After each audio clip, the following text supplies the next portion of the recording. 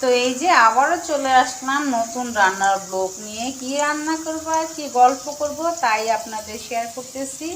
তো এই যে দেখেন তো কি করতেছি, বাগার দিচ্ছি। এই যে মূলার শাক আজকে ভাজা করব।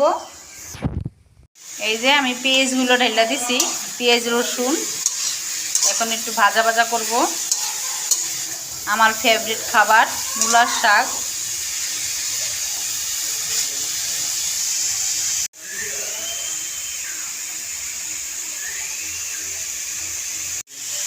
এই যে দেখেন আমার শাকটা হয়ে গেছে, বেশিক্ষণ লাগে না। এই যে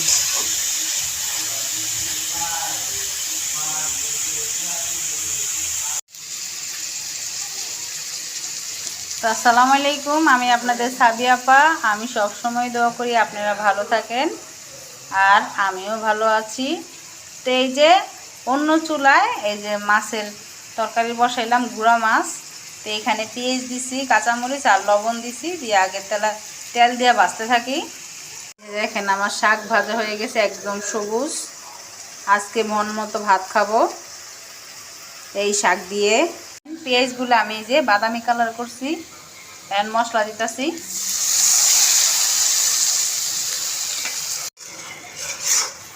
তো আদা রসুন দিয়ে দিলাম, এই যে আদা রসুন দিয়ে দিলাম একটু। এখন মাছ দিয়ে দিব, আগে কষায় লই। আজকে সকাল সকাল বাজারে গেছিলাম, হঠাৎ করে মন চাইলো যে না আজকে গুঁড়া মাছ খাবো, তো নিয়ে আসলাম। এই হচ্ছে আমার স্বামীর জন্য ফেভারিট খাবার। এই যে দেখেন আমার স্বামীর পছন্দের খাবার আজকে ভুনা করব। এই যে কাসকি গুঁড়া, আজকে সকাল সকাল গেছিলাম বাজারে, তো নিয়ে আসলাম।